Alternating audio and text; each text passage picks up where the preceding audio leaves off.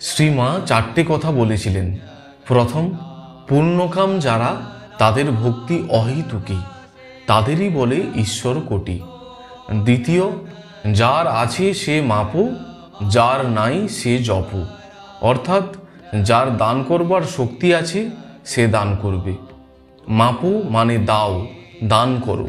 দান করা মানে পূজা করা, সেবা করা ভগবত বুদ্ধিতে।